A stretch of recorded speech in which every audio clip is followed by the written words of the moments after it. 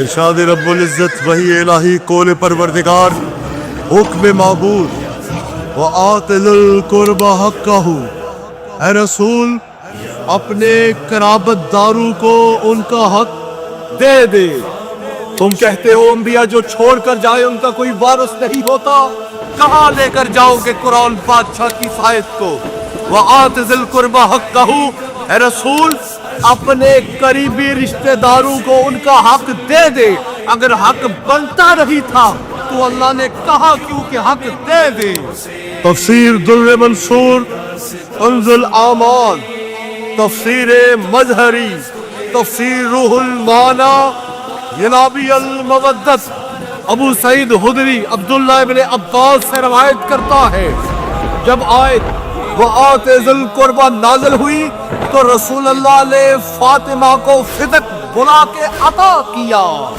اگر فدق سیدہ کی ملکیت نہیں تھا تو صدیقۃ الکبریٰ نے دعویٰ کیوں کیا؟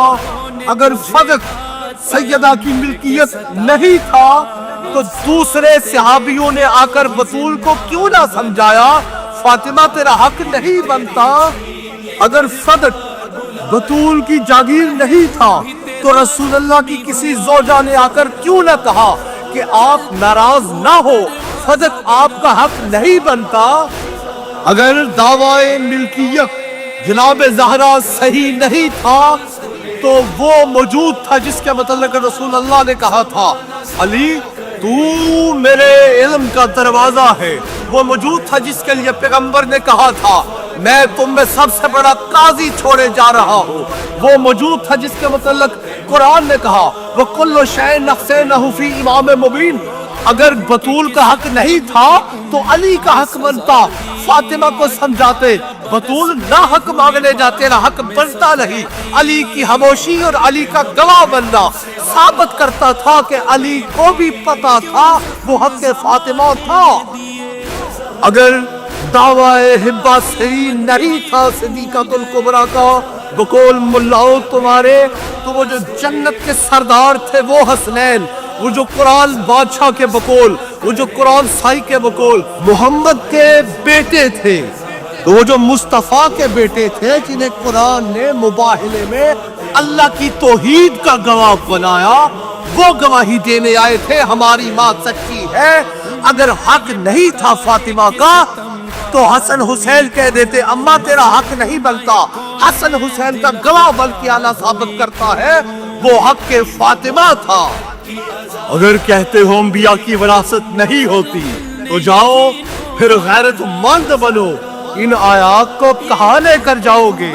ووارث ہو سلیمان و داؤد، سلیمان داؤد کا وارث تھا، یارثنی و یارث من آل یعقوب، اور زکریا کہتا ہے مجھے آل یعقوب کا وارث عطا کر، اور دو نبیوں کی دعائیں ہیں ہمیں وارث عطا کر۔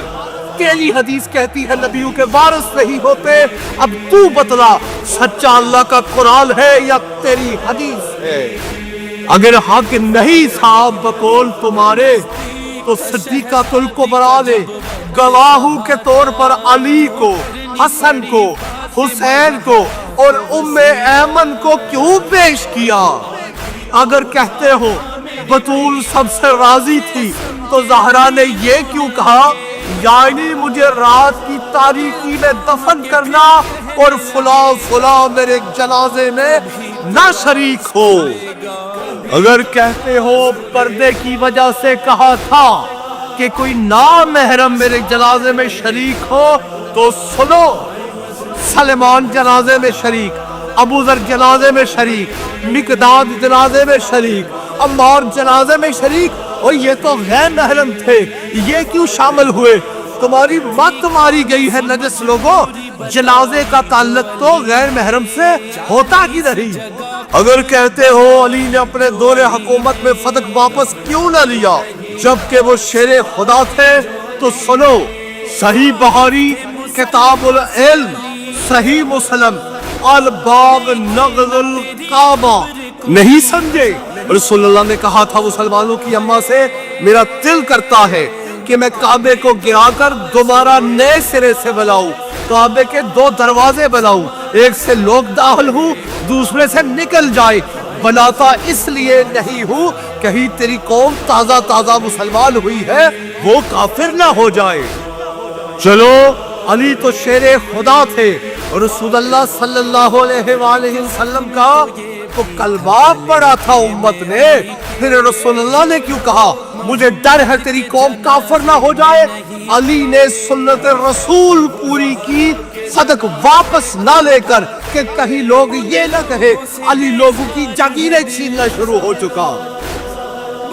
کیا تم بھول گئے رسول اللہ نے کہا تھا میں تم میں 2 ثقلین چھوڑے جا رہا ہوں، ہم وزن ہم پلہ، ایک جیسی، اللہ کی کتاب اور اپنی اہل بیت۔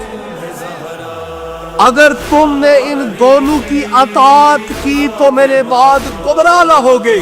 اللہ کا رسول تو کہتا ہے میں تم میں اپنی اہل بیت چھوڑے، پھر کہتے ہو کہاں لکھی ہے حدیث ثقلین؟ تو سنو، تفسیر در منصور، تفسیر الحاضان، تفسیر غرائب القرآن، تفسیر کبیر، تفسیر روح المعانی، بیدارو سارے، جامعۃ الصغیر، صحیح مسلم، نسیم الریاض، شرح شفا، المستدرک، ترمذی، المعجم الصغیر، صواعق المحرقہ، لغات الحدیث، تحفہ اسرار الاشریہ، کنز الاعمال، ان یا کافی نے یا اور دسا۔ اور جب گواہ وہ بن کے آیا تھا جس کے متعلق رسول اللہ نے کہا تھا العلی مال حق والحق والی، علی حق کے ساتھ ہے، حق علی کے ساتھ ہے، تو بابا حق سے تو گواہ مانگا ہی نہیں جاتا۔ آپ جس سے چاہے محبت کریں، آپ کا حق بنتا ہے۔ علی اور علی کے گھر کی محبت زبردستی نہ اللہ نے دی نہ کوئی دے سکتا ہے، یہ تو نصیبے کی بات ہے۔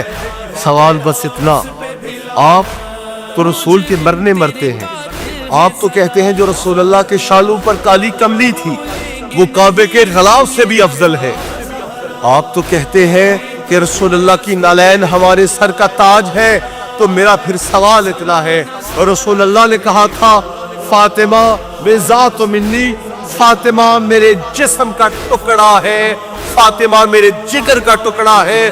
اور بابا جب تم نالین کو سر کا تاج بناتے ہو، وہ جو محمد کے بدن کا ٹکڑا تھا اس کو تم جھوٹا کیسے کہہ سکتے ہو؟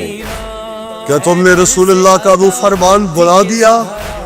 کیا تمہیں وہ قول رسول بھول گیا جب میرے رسول نے کہا تھا میری اہل بیت کی مثال تم میں ایسے ہے جیسے نوح کی کشتی تھی، جو اس میں سوار ہوا وہ نجات پا گیا، جس نے کشتی چھوڑی وہ ظالم بھی ہوا، ہلاک بھی ہوا۔